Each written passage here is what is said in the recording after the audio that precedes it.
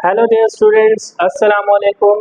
So welcome to the students of first year Sin board to the platform of Smart Concepts by Easy, जहाँ पे आप लोग questions को बहुत ही ज़्यादा स्मार्ट और इजी कॉन्सेप्ट्स के थ्रू सॉल्व करेंगे. So guys, this is Muhammad Afaz Safar. Hope so you all guys must be fine. Alhamdulillah, I'm also good. So today we are going to start question number 9 of exercise number 1.1. ठीक है जी, last time हमने question number 8 तक कर लिया था. उम्मीद है कि सब लोग को बहुत अच्छे से समझ में आया था और अभी तक मेरे पास कोई ऐसा कमेंट नहीं आया कि स्टूडेंट को कोई भी क्वेश्चन में कोई प्रॉब्लम पेश आ रही है. But in case if you face any problem you may ask in comments any time. Clear? So today we are going to start question number 9 in which we have to solve the following complex equations. अच्छा students, इसमें एक चीज समझ लें कि जब भी आपके पास सॉल्व द इक्वेशंस का नाम आ जाए तो इसका मतलब है just you need to remember one thing that you have to just find the value of x and y. क्या मतलब हुआ कि जब भी आपको इक्वेशंस की बात की जाएगी तो आपके दिमाग में एक ही बात होनी चाहिए कि हमें सिर्फ क्या फाइंड करना है, एक्स और वाई की वैल्यूज. ठीक है, बस ये काम होता है. अच्छा, इसी तरह से आप लोग यही काम बचपन में रियल नंबर्स के लिए भी करते थे. आप लोग रियल नंबर्स को साइमल्टेनियसली सॉल्व करते थे, आप लोगों को याद होगा. अच्छा, साइमल्टेनियसली कैसे सॉल्व करते थे, इसके भी हमारे पास दो मेथड्स होते थे, एक substitution method and the second one is elimination method. ठीक है, वो उससे भी आप लोग वाकिफ होंगे. अच्छा, same as it is complex numbers के लिए भी वैसे ही इक्वेशन सॉल्व होती है. पता नहीं हमारे स्टूडेंट्स क्यों परेशान हो जाते हैं इस चीज़ में कि भाई वो आयोटा जो है उनके दिलों की घबराहट जो है उसमें बढ़ जाती है आयोटा की वजह से. तो भाई आयोटा ही जस्ट आ रहा है, बाकी सारा जो प्रोसेस है वो सेम एज इट इज होगा जो आप लोग बचपन से करते जा रहे हैं. चलें जी, without wasting our time starting from part number 1 जिसमें आपको क्या दिया हुआ है, x, y into 2, 3 equals to -4, 7. अच्छा, बचपन से आप लोग एक बात जानते हैं कि भाई जब भी आपको कोई भी चीज़ ऑर्डर पेयर में दी हुई हो, ठीक है, ऑर्डर पेयर का मतलब ये आयोटा के फॉर्म में नहीं दिया हुआ, लेकिन ये बेसिकली अगर आप इसको आयोटा के फॉर्म में लिखेंगे तो कैसे लिखेंगे, x प्लस वाई आयोटा. इसी तरह से इसको कैसे लिखेंगे, 2 प्लस 3 आयोटा. ठीक है, इसी तरह से ये वाला कैसे लिख सकते हैं, -4 प्लस 7 आयोटा. ठीक है, अभी ये आपको दिया हुआ ऑर्डर पेयर की फॉर्म में और आपने इसमें से क्या निकालनी है, एक्स और वाई की वैल्यू. अच्छा, इसमें अब आपके पास चॉइसेस बहुत है. अच्छा, चॉइसेस कैसे बहुत है कि सबसे पहले तो आपके बाद मैं आपको बता दूं इसमें दो तरीके हैं सॉल्व करने के. एक तो ये है कि पहले आप इन दोनों ब्रैकेट्स को मल्टीप्लाई करें, ठीक है, और फिर जो आंसर आएगा उसको आप यहाँ पे रियल और इमेजिनरी पार्ट्स के कंपेयर करके, मतलब जो रियल रियल के बराबर हो जाएगा, इमेजिनरी इमेजिनरी के बराबर, और इस तरह से आप इक्वेशंस को सॉल्व करेंगे. ठीक है. अच्छा, इसके बाद होता है हमारे पास दूसरा मेथड, ठीक है, which will be quite easy, which I will recommend you कि आप भी उसी मेथड को फॉलो करें, क्योंकि मेरी कोशिश होती है कि मैं आप लोगों को क्वेश्चंस को बहुत ही ज़्यादा आसान तरीके से एक्सप्लेन करूं. अच्छा, इसका दूसरा मेथड ये होगा कि आप इसको दोनों को मल्टीप्लाई नहीं करें, आप इस वाली ब्रैकेट को उधर शिफ्ट कर लें. अब ये ब्रैकेट इधर क्या होगी, multiply, so obviously it must be divide over there. यहाँ पे ये क्या हो जाएगी, डिवाइड हो जाएगी. ठीक है, और फिर हम उसका रैशनलाइज करके उसको सॉल्व करेंगे और ये बहुत ही ईजी मेथड है. तो मैं अपने स्टूडेंट्स को यही रेकमेंड करता हूँ और मैं सॉल्व भी उसी मेथड से करूँगा. चलिए जी, स्टार्ट करते हैं. सबसे पहले तो हम एक काम करते हैं, बिल्कुल ही मासूमियत के साथ इसको हम आयोटा की फॉर्म में चेंज कर लेते हैं. जैसा कि आप लोगों को पता है मैं इसको लिख सकता हूँ x plus y iota. Same इसको मैं लिख सकता हूँ 2 प्लस 3 आयोटा. इसी तरह से इसको मैं लिख सकता हूँ -4 प्लस 7 आयोटा. ठीक है जी. अब हम एक काम करते हैं, इसको वहां शिफ्ट कर देते हैं, ये इधर मल्टीप्लाई हो रहा है, इधर आके क्या हो जाएगा, डिवाइड हो जाएगा. So it will become x plus y iota equals to -4 plus 7 iota upon क्या हो जाएगा, ये इधर आके जब डिवाइड होगा तो ये हो जाएगा 2 प्लस 3 आयोटा. अब आपको पता है कि नीचे जब आयोटा आ जाता है तो उससे हम क्या ले लेते हैं, दुश्मनी मोड़ ले लेते हैं. अब हम क्या करेंगे, इस आयोटा को खत्म करने के लिए इसको रैशनलाइज करते हैं. ये भी आप बचपन से जानते हो. रैशनलाइज कैसे करते हैं भाई, इसको कॉन्जुगेट से, इसी के कॉन्जुगेट से मल्टीप्लाई भी करते हैं और डिवाइड भी करते हैं. इसका कॉन्जुगेट क्या होगा, 2 - 3 आयोटा, इससे मल्टीप्लाई भी कर दिया और इसी से डिवाइड भी कर दिया. ठीक है। अच्छा, इसको साथ साथ चलाते हैं आप लोगों ने, इसको नहीं छेड़ना। x plus y iota will remain as it is. अब यहाँ पे हमने करना क्या है, ऊपर वाले को ऊपर वाले से सॉल्व कर ले, नीचे वाले को नीचे वाले से। अच्छा, अब -4 पहले मल्टीप्लाई होगा इन दोनों से, तो मतलब 2 - 3 आयोटा से। इसी तरह से फिर +7 आयोटा भी मल्टीप्लाई हो जाएगा किससे, 2 - 3 आयोटा। खोपड़ी में आती है बात। इसी तरह से नीचे क्या हो जाएगा भाई, आपने बचपन में फॉर्मूला पढ़ा था a + b × a - b equals to a² - b²। ठीक है भाई। इसी तरह से अब ये क्या हो जाएगा, x plus y iota equals to, इसको हम मल्टीप्लाई कर देते हैं, so it will become 4 × 2 = 8 - 8 minus minus plus 4 × 3 = 12 iota. फिर इसी तरह से +7 × 2 = 14 आयोटा, और प्लस माइनस माइनस 7 × 3 = 21, और 2 आयोटा है तो आयोटा क्या हो जाएगा, स्क्वायर हो जाएगा। चलिए जी, नीचे वाले को सॉल्व कर लेते हैं। नीचे बन जाएगा 2 का स्क्वायर 4 और माइनस, अच्छा ये स्क्वायर दोनों के ऊपर होता है, आपको पता है 3 का स्क्वायर क्या हो जाएगा 9, and again iota square equals to -1। चलिए जी, इसको फर्दर सॉल्व कर लेते हैं हम। अब यहाँ पे हमारे पास क्या बच रहा है, x plus y iota will remain as it is, और यहाँ पे -8 plus 12 iota plus 14 iota and -21 iota square. तो -21 आयोटा स्क्वायर इक्वल्स टू -1, और नीचे क्या हो जाएगा आपके पास 4 माइनस माइनस प्लस, तो 9 × 1 = 9, तो क्या बन जाएगा 4 + 9। ठीक है students, okay. x plus y iota equals to, अब आप एक काम कर लेते हैं, रियल को रियल के साथ और इमेजनरी को इमेजनरी के साथ सॉल्व कर लेते हैं। सो इट विल बी -8, अच्छा ये हो जाएगा भाई माइनस माइनस प्लस, तो मतलब 21 × 1 = 21 ही होता है। इसका मतलब क्या हुआ, प्लस का 21 एंड माइनस का 8, सो प्लस माइनस माइनस, देखें प्लस का 21 है और माइनस का 8 बन जाएगा, तो इन दोनों को अगर आप सॉल्व करें तो आपका आंसर क्या बनेगा, अगर आप इसमें से ये माइनस करें तो आपका आंसर आ जाएगा 13। ठीक है, लेकिन किसका, बड़ी वैल्यू के साथ प्लस है तो प्लस का 13, तो इसका मतलब क्या हुआ कि जब आपने इन दोनों को सॉल्व किया तो आंसर आ गया आपका 13। इसी तरह से इसको सॉल्व कर ले 12 एंड 14 को, तो आपका आंसर आ जाएगा 26 आयोटा। ठीक है, नीचे क्या आ जाएगा भाई 13। Now you will solve x plus y iota equals to, ये दोनों को सेपरेट करके लिख दें, 13/13 प्लस 26/13 आयोटा। 13 से 13 कैंसिल, 1 बचा, 13 × 2 = 26, तो आपका आंसर क्या आ गया भाई 1 + 2 आयोटा।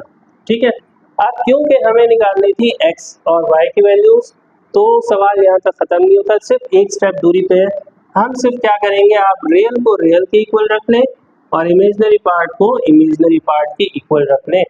सो जस्ट आप लोगों ने क्या करना है, कंपेयर करना है, तो बाय कंपेयरिंग, तो क्या हो जाएगा भाई x यहाँ से आपके पास 1 के बराबर हो जाएगा, और y आयोटा किसके बराबर हो जाएगा 2 iota, but iota iota cancel हो जाएंगे, तो y की वैल्यू क्या आ जाएगी 2 आ जाएगी।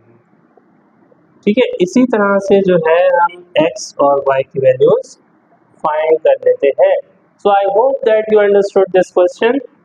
इसके हमारे पास एक दूसरा मेथड भी होता है, वो मैंने आपको बता चुका हूँ कि पहले आप इन दोनों को मल्टीप्लाई करें और फिर उसके बाद जो आंसर आएगा उसको इक्वेट करके सॉल्व करें, लेकिन वो वाला मेथड है उसमें काफ़ी स्टूडेंट्स जो है हमारे कंफ्यूज हो जाते हैं, so that's why I did not select that method. मैंने इसी मेथड को प्रेफरेंस दी है, सो आई होप कि आप लोग को बहुत अच्छे समझ में आया होगा। तो now we are moving to part number 2। Okay students, this is our part number 2। ठीक है, वैसे ही सॉल्व होगा जैसे हमने पार्ट नंबर 1 सॉल्व किया था, just the structure is little bit different. इसका स्ट्रक्चर थोड़ा सा अलग है, बाकी सॉल्व एज इट इज होगा जैसे हमने लास्ट क्वेश्चन अभी सॉल्व किया था।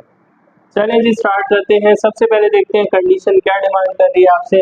आप देख सकते हैं यहाँ पे लिखा हुआ है होल स्क्वायर। होल स्क्वायर का मतलब क्या हुआ, अगर ये आपके पास a है ये b है तो आपको याद होगा बचपन में आप लोगों ने एक फॉर्मूला पढ़ा था that is a plus b whole square which is equals to a square plus 2ab प्लस बी स्क्वायर। तो भाई लगा दो इसके ऊपर, यही फॉर्मूला हम इसके ऊपर इम्प्लीमेंट कर देते हैं।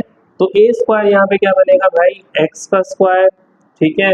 उसके बाद 2ab क्या बनेगा भाई, 2 को एज इट इज लिखते हैं, a की जगह क्या आएगा x और b की जगह क्या आएगा 3 आयोटा, ठीक है भाई। इसी तरह से प्लस b का स्क्वायर क्या बन जाएगा 3 आयोटा होल स्क्वायर, ठीक है। और यहाँ पे हो जाएगा हमारे पास 2y iota as it is. चलिए जी इसको फर्दर सॉल्व कर लेते हैं। हमारे पास बन जाएगा एक्स स्क्वायर प्लस 2 3 जा 6 एक्स आयोटा प्लस 3 का स्क्वायर क्या होता है भाई 9 iota square equals to 2y iota. अब यहाँ हो जाएगा हमारे पास x square plus 6 x iota plus 9 iota square किसके बराबर होता है -1, यहाँ पे हो जाएगा 2y आयोटा। तो ये हो जाएगा x square plus 6 x iota plus minus -9 × 9 equals to 2y iota. अच्छा स्टूडेंट्स यहाँ पे जरा एक चीज नोटिस करें, अब आपको नजर आ रहा होगा कि कौन से पार्ट्स रियल है कौन से पार्ट इमेजिनरी है। तो हम एक काम कर लेते हैं, इस पूरे में से ये 9 तक में से हम एक काम करते हैं रियल पार्ट को अलग कर लेते हैं और इमेजिनरी पार्ट को अलग। अब आपको पता है यहाँ पे रियल और इमेजिनरी पार्ट कौन सा है। देखिए इमेजिनरी पार्ट तो आपके पास एक ही है क्योंकि इसी एक में से आयोटा लगा हुआ है और कहीं नहीं लगा हुआ। तो इसका मतलब कि जो बाकी के दो हैं ये क्या है आपस में रियल है। तो इन दोनों भाइयों को एक साथ कर लेते हैं, किस तरह से ये लिख लेते हैं एक्स स्क्वायर -9, ठीक है। इन दोनों रियल पार्ट्स को एक साथ लिख लें और ये वाला जो है इसको आप अलग से लिख लें, ठीक है। अलग से मतलब बाद में लिखते हैं 6 x iota equals to 2y iota, ठीक है स्टूडेंट्स। यहाँ तक बात खोपड़ी में आती है। इसी तरह से अब हमारे पास हो जाएगा भाई x square -9 plus 6 x iota किसके इक्वल बच गया भाई आपके पास, ये बच गया आपके पास 2y आयोटा के इक्वल।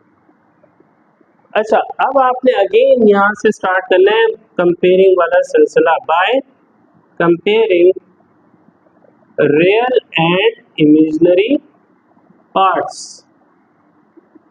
ठीक है भाई। अच्छा अब आप सोच रहे होंगे यार यहाँ पे चलो इमेजिनरी को तो इमेजिनरी के बराबर रख सकते हैं बट ये जो रियल है यहाँ पे किसके इक्वल होना चाहिए, क्योंकि अगर यहाँ पे रियल पार्ट हमारे पास आ रहा है, ये समझे रियल पार्ट है, ये कौन सा है इमेजिनरी पार्ट है और ये आपके पास कौन सा है इमेजिनरी पार्ट है। अच्छा इमेजिनरी के बराबर होता है तो मतलब इन दोनों की जोड़ी तो बन चुकी। अब प्रॉब्लम किस में आ रहा है, इसकी जोड़ी किसके साथ बनाए, वहाँ तो कोई नंबर ही नहीं है तो उसके लिए टेंशन वाली कोई बात नहीं है। अगर वहाँ नंबर नहीं है तो आप 0 को रिप्रेजेंट करते हैं एज अ रियल नंबर और इस सवाल को कोई फर्क भी नहीं पड़ेगा। देखें 0 प्लस एनीथिंग तो वो सेम आंसर 2y आयोटा ही रहेगा। और 0 हमने क्यों यहाँ पे लगाया, क्योंकि 0 जो है रियल नंबर में आता है। तो इसका मतलब क्या हुआ, रियल नंबर रियल के बराबर हो जाएगा। आप देखें ये आपके पास रियल पार्ट बन गया, ये इसके बराबर हो जाएगा और इमेजिनरी वाला इमेजिनरी के इक्वल हम रख देंगे। तो देखें आपके पास दो कंडीशंस बन जाएंगी, एक्स स्क्वायर -9 इक्वल्स टू किसके आ जाएगा 0 के, क्लियर। इसी तरह से यहाँ पे हम देख लेते हैं 6x आयोटा किसके बराबर हो जाएगा 2y आयोटा के। अच्छा आयोटा से आयोटा कैंसिल हो जाएगा तो आयोटा को लिखने की जरूरत ही नहीं है आप लोग को, क्लियर। चलो भाई इसको पहले सॉल्व कर लेते हैं। यहाँ पे हो जाएगा भाई एक्स स्क्वायर -9 को मैं दूसरी साइड पे ले जाता हूँ, ये हो जाएगा प्लस का 9। Now we will take the square root on both sides. तो x की वैल्यू क्या आ जाएगी, 9 का रूट क्या होता है भाई +-3। तो इसका मतलब क्या हुआ, इसका मतलब ये हुआ कि हमारे पास x की कितनी वैल्यूज आ रही हैं, दो वैल्यूज आ रही हैं। कौन सी, एक +3 और एक -3। तो इसका मतलब क्या हुआ कि हम यहाँ पे x की जगह एक बार +3 पुट करेंगे, रिजल्ट देखेंगे और एक बार -3 भी पुट करेंगे और फिर उसका रिजल्ट देखेंगे। तो हमारे पास बेसिकली 4 सॉल्यूशंस आएंगे। दो तो ये आ चुकी है x की वैल्यूज, इसी तरह से y की भी हमारे पास दो वैल्यूज आएंगी। चले जी, so firstly we will solve for x equals to +3, so that will become 6 into 3 equals to 2y. So 6 3s are 18 equals to 2y and y will become, ये 2 मल्टीप्लाई हो रहा है इधर आके क्या हो जाएगा divide. So 18 by 2 equals to y and 2 9s are 18. तो y की वैल्यू क्या आ गई आपके पास 9. ठीक है. इसी तरह से अब पहले हमने x इक्वल्स टू पॉजिटिव 3 के लिए सॉल्व किया. अब हम क्या करेंगे for x equals to negative 3. So it will become 6 into minus 3 equals to 2y.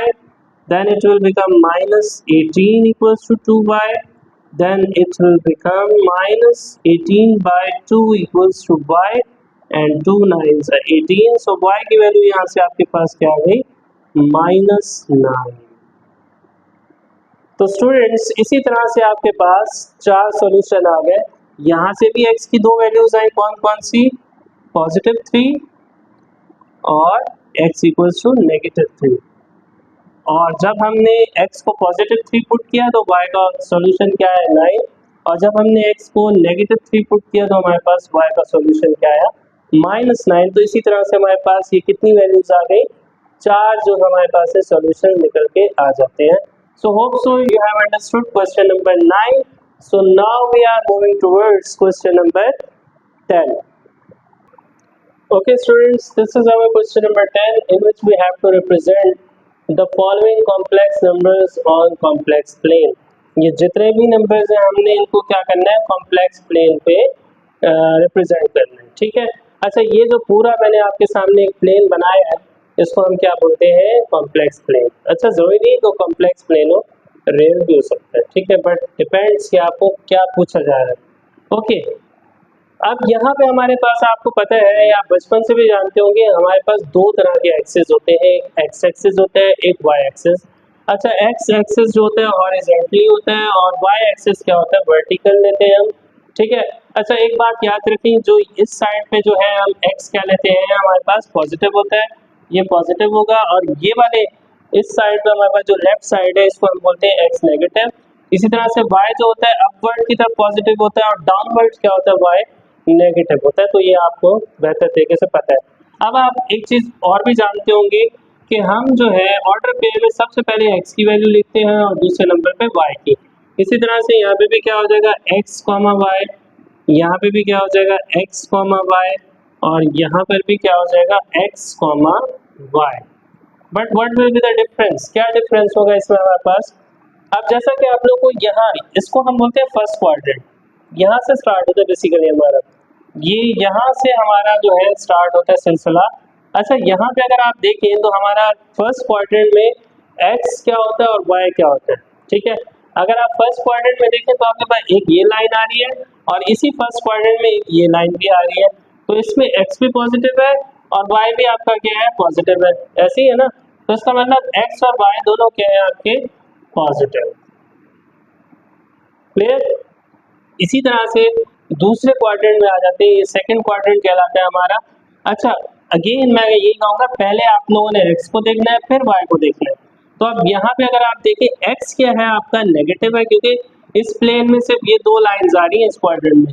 तो इसमें आपका x नेगेटिव है और y क्या है आपका पॉजिटिव. तो इसका मतलब -x और क्या हो जाएगा पॉजिटिव y.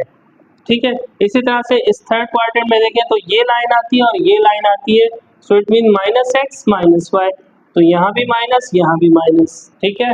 इसी तरह से हमारे पास फोर्थ क्वाड्रेंट में क्या हो जाएगा पॉजिटिव ये वाली 2 लाइंस हैं तो हमारे पास पॉजिटिव x -y. तो इसका मतलब y के साथ क्या आ जाएगा माइनस आ जाएगा. ठीक है स्टूडेंट्स.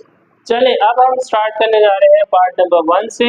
हमने जस्ट इनको क्या करना है इस जो हमारे पास जो प्लेन दिया हुआ है इसको ऊपर जस्ट हमें रिप्रेजेंट करना है. So first part is 2, -3.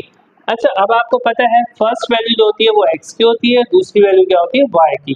तो इसका मतलब x का 2 और y का -3 आप लोगों ने ढूंढना है कहाँ पे. अच्छा x की पॉजिटिव वैल्यूज कहाँ है. x होता है हॉरिजॉन्टल. x का पॉजिटिव कहाँ पे मिलेगा आपको यहाँ पे या वहाँ पे. तो ऑब्वियसली यू मस्ट नो कि राइट साइड पे जो है आपको सारी x की वैल्यूज पॉजिटिव मिलेंगी. अच्छा x की पॉजिटिव क्या है 2. तो इसका मतलब x का पॉजिटिव 2 ये रहा. यहाँ पे आप लोगों ने एक डॉट लगा दिया. इसी तरह से y का -3. y का -3 आपको कहाँ पे मिलेगा, डाउनवर्ड्स y का, ना कि आप x की तरफ जाएंगे, क्योंकि दूसरी जो वैल्यू होती है वो किसकी होती है, y की होती है। तो अब y का -3 कहाँ है, ये रहा, ठीक है। अच्छा यहाँ से लेकर यहाँ तक आ रहा है आपके पास, तो इसका मतलब अगर इसके सामने से मैं मैपिंग करूँ तो इसको यहाँ तक आ जाएगा और यहाँ से इसके सामने यहाँ तक आ जाएगा, ठीक है।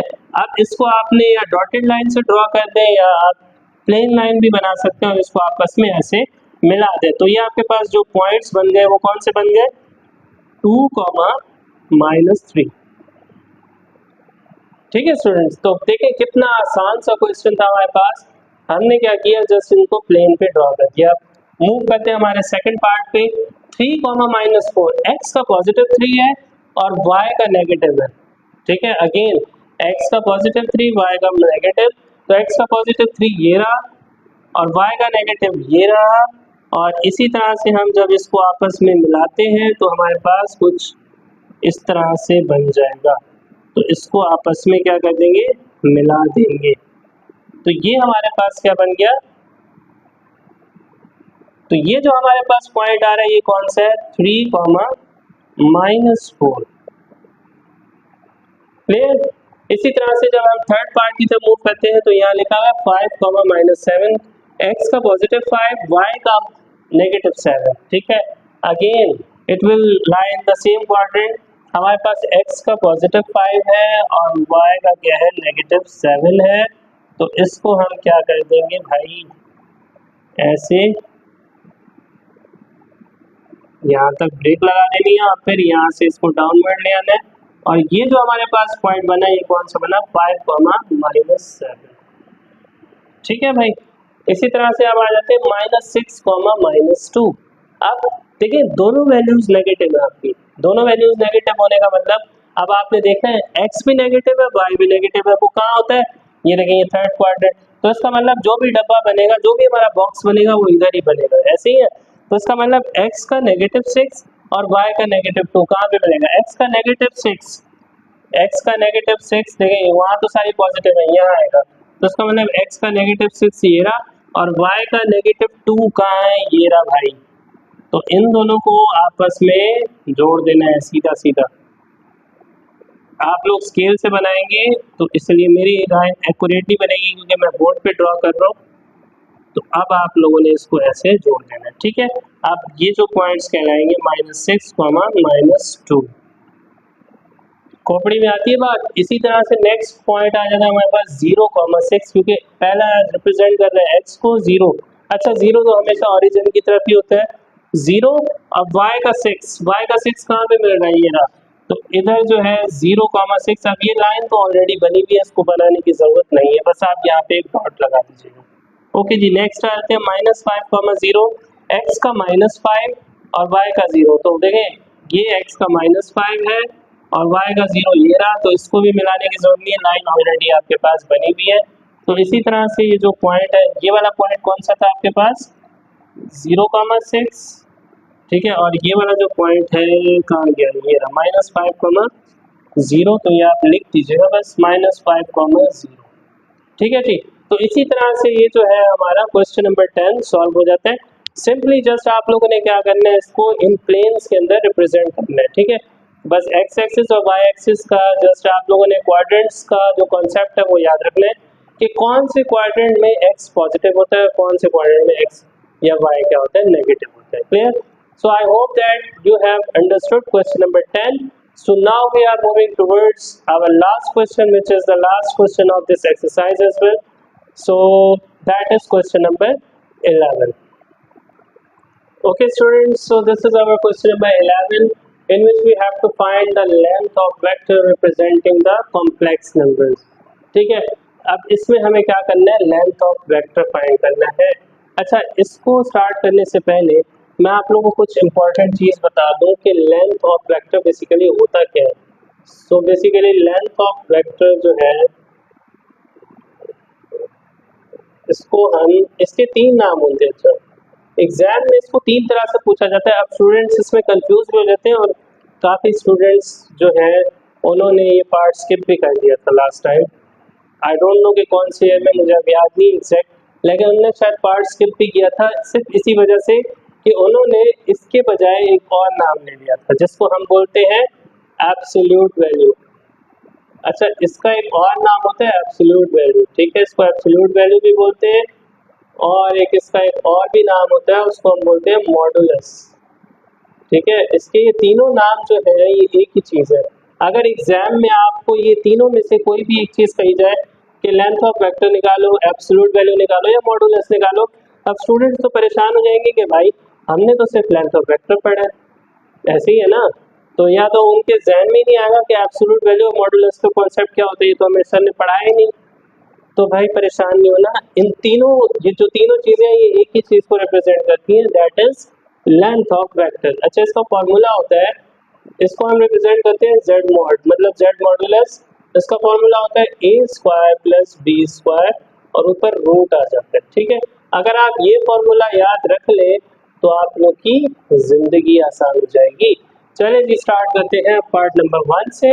सेम यूजिंग दैट फॉर्मूला, सबसे पहले तो हम इसको नाम दे देते हैं let z equals to -5 plus 2 iota. अब हमें पता है कि z मॉड किसके इक्वल होता है, ए स्क्वायर प्लस बी स्क्वायर और ऊपर रूट आ जाएगा। इसी तरह से ये हो जाएगा भाई, ए का स्क्वायर क्या बनेगा -5 स्क्वायर और प्लस बी का स्क्वायर बनेगा 2 आयोटा स्क्वायर, और सॉरी आयोटा नहीं लिखेगा, ठीक है, बाय मिस्टेक भी आप लोगों ने आयोटा जो है ब्रैकेट के अंदर यूज नहीं करना, याद रखिएगा, सिर्फ आयोटा का कोएफिशिएंट है वही यूज होगा, इसके अलावा यूज नहीं करेंगे। तो यहाँ पे क्या हो जाएगा 2 का स्क्वायर और इसी तरह से ये रूट आ जाएगा, और -5 का स्क्वायर क्या हो जाएगा भाई, 5 का स्क्वायर होता है 25 और माइनस की पावर इवन है तो आपको पता है वो पॉजिटिव हो जाता है, और प्लस 2 का स्क्वायर क्या हो जाएगा 4। इसी तरह से जो z मॉड है आपके पास, इसका आंसर क्या आ जाएगा 25 प्लस 4 29। अच्छा, इसका रूट हम निकाल नहीं सकते तो इसलिए इसको यहीं तक रहने देंगे और यही इसका क्या हो जाएगा आंसर हो जाएगा। अच्छा स्टूडेंट्स, एक चीज़ याद रखिएगा, हमेशा ये एग्जाम में भी पूछा जा सकता है, जो एब्सोल्यूट वैल्यू होती है जिसको हम मॉडुलस बोलते हैं या जिसको हम लेंथ ऑफ वेक्टर भी बोलते हैं, इसकी जो वैल्यू होती है वो हमेशा ही पॉजिटिव आती है। ठीक है, कभी भी नेगेटिव नहीं आएगी, क्योंकि देखिए यहाँ पे भी स्क्वायर आ रहा है, यहाँ पे भी स्क्वायर है, तो वो माइनस की वैल्यू को भी पॉजिटिव कर देता है। So that is the reason that your answer must be positive. ठीक है, तो पॉजिटिव ही होगा हमेशा। चले जी, अब हम स्टार्ट करने जा रहे हैं पार्ट नंबर 2। सेम, अब आपको पता है ये ए की जगह आ गया, ये बी की जगह, ये ए की वैल्यू है, ये बी की वैल्यू, दोनों को जस्ट इस फॉर्मूले में पुट करेंगे और हमारा आंसर। तो सबसे पहले इसको नाम दे देना है लेट z इक्वल्स टू 7/3 प्लस 8/3 आयोटा। क्लियर? इसी तरह से अब हम फॉर्मूले में इसको पुट कर देते हैं, जो कि किसके इक्वल होता है, ए स्क्वायर। ए स्क्वायर बनेगा भाई 7/3 का होल स्क्वायर प्लस 8/3 का होल स्क्वायर। अगेन मैं ये कहूँगा आयोटा गलती से भी नहीं लिखेगा अंदर, ठीक है, आयोटा नहीं आएगा क्योंकि ये जस्ट इसका कोएफिशिएंट लिखा जाता है आयोटा का। चलिए जी, इसको फर्दर सॉल्व कर लेते हैं। अब ये हमारे पास क्या बन जाएगा, z मॉड इक्वल्स टू 7 का स्क्वायर क्या होता है भाई 49/3, और यहाँ पे हो जाएगा भाई 8 का स्क्वायर, सॉरी 3 का स्क्वायर भी लगाएगा तो 3 का स्क्वायर क्या हो गया 9। ठीक है, इसी तरह से 8 का स्क्वायर क्या हो गया 64 और 3 का स्क्वायर क्या हो गया 9, और ऊपर रूट आपका एज इट इज आ जाएगा z मॉड इक्वल्स टू। अब क्योंकि दोनों का जो डिनोमिनेटर है सेम है, आप जस्ट ऊपर वाली वैल्यूज को आपस में प्लस कर लें। सो 49 प्लस 64 कितना होता है भाई 113, यही है ना, बिल्कुल जी यही है। तो 113/9 और ऊपर रूट आ जाएगा। इसी तरह से आपको पता है इसका 113 का रूट तो निकल नहीं सकता, बट 9 का तो निकल ही सकता है। 9 का रूट क्या होता है 3, तो हम 9 को आज़ाद कर देते हैं, so it will become 113 root, सिर्फ इसके ऊपर आएगा और नीचे 9 का जो रूट है वो क्या हो जाएगा 3। तो आपके पास जो z मॉड है इसका आंसर आ जाएगा 113 root upon 3। So this will be your final answer. खोपड़ी में आती है बात। इसी तरह से हम same as it is solve करेंगे क्वेश्चन पार्ट नंबर 3 को। और यहाँ पे हमारे पास क्या दिया हुआ है 1 प्लस आयोटा अपॉन रूट 2। अब आप कहेंगे सर इसमें हमें कैसे पता चलेगा वही ए की वैल्यू क्या है और बी की वैल्यू क्या है, क्योंकि ये तो पूरा मर्ज हुआ है पार्ट, तो कोई मसले वाली बात नहीं है। तो सबसे पहले आपने इसको क्या करना है, सेपरेट कर लेना है। सेपरेट कैसे, जैसे यहाँ पे ये दो पार्ट सेपरेट है, यहाँ पे आपको आइडेंटिफाई हो रहा है ना कि ए की वैल्यू है ये बी की वैल्यू है, लेकिन यहाँ पे आप आइडेंटिफाई नहीं कर पा रहे। तो हम एक काम करते हैं, आपको पता है ये जो डिनोमिनेटर है ये इसके नीचे भी है ये इसके नीचे भी है, तो हम दोनों को अलग अलग करके लिख देते हैं। तो ये बन जाएगा भाई 1 अपॉन रूट 2, ठीक है, और इसी तरह से प्लस आयोटा अपॉन रूट 2। अब आप कहेंगे यहाँ पे तो सिर्फ आयोटा आ रहा है, इसके साथ तो कोई कोएफिशिएंट है ही नहीं, तो जिसके साथ नहीं होता उसके साथ क्या होता है 1 होता है, तो यहाँ पे क्या है बेसिकली 1। अब आपको पूरी वैल्यू मिल गई अलग अलग, ये ए की वैल्यू है, ये किसकी वैल्यू है बी की। So now you will let z equals to 1 by root 2 and plus 1 by root 2 iota, ठीक है। अब आप इसको फॉर्मूले में पुट कर दें तो it will become 1 by root 2 whole square और प्लस 1 बाय रूट 2 होल स्क्वायर, ऊपर रूट आ जाएगा। अच्छा, अब यहाँ अगर आप देखें ये स्क्वायर 1 के ऊपर भी है, ये स्क्वायर यहाँ पे भी, जब 1 के ऊपर स्क्वायर आएगा तो क्या आंसर आएगा, 1 का स्क्वायर तो 1 ही आता है नीचे। अब ये स्क्वायर इसके ऊपर भी है तो स्क्वायर से रूट क्या हो गया कैंसिल, तो सिर्फ क्या बचा आपके पास 2। इसी तरह से सेम एज इट इज यहाँ पे भी हो जाएगा 1 बाय, यहाँ से कैंसिल हो जाएगा तो 1 बाय 2 आ जाएगा, और z मॉड इक्वल्स टू, अब ये आपके पास हो जाएगा भाई सेम जो आपके पास डिनोमिनेटर है यहाँ पे सेम है 2 and 2, so it will become 1 plus 1 2 upon 2 root 2। तो हमारा आ जाएगा 1 का रूट क्या होता है आपको पता है 1 ही होता है, so z mod equals to 1, so that will be your final answer. इसी तरह से लास्ट पार्ट भी सॉल्व कर लेते हैं। Firstly we need to separate the real and imaginary part, then we will solve this part. Okay, so how we will separate, like we can write 1 by 2 plus root 3 by 2 iota। अब इसको नाम दे देते हैं किसका, z का, तो ये हो जाएगा 1 by 2 plus 3 root by 2 iota। चलें जी, अब इसको हम फॉर्मूले में पुट कर देते हैं, ये हो जाएगा 1 by 2 का स्क्वायर और plus root 3 upon 2 whole square. चलिए जी हो जाएगा, अब आपके पास 1 का स्क्वायर 1 ही होता है और 2 का स्क्वायर क्या हो गया 4। इसी तरह से प्लस रूट 3 का स्क्वायर, देखें ये स्क्वायर से रूट कैंसिल हो जाएगा तो यहाँ तो 3 बचा और नीचे 2 का स्क्वायर क्या हो जाएगा 4, ठीक है। ये वाला स्क्वायर इससे कैंसिल हो गया, लेकिन क्योंकि आपको पता है ये स्क्वायर सिर्फ ऊपर वाले की नहीं है, ये स्क्वायर नीचे वाले का भी हिस्सा है, तो 2 का स्क्वायर क्या हो जाएगा 4 और ये वाला रूट एज इट इज। अब ये हो जाएगा भाई, नीचे आपको पता है डिनोमिनेटर सेम है तो ऊपर वालों को जस्ट प्लस कर दें, 3 + 1 4 और नीचे वाला 4 एज इट इज, 4 1 ज़ा 4 1 ज़ा 4, तो आपके पास रूट 1 आ गया भाई, और रूट 1 किसके बराबर होता है अगेन 1 के equal, so that will be your answer.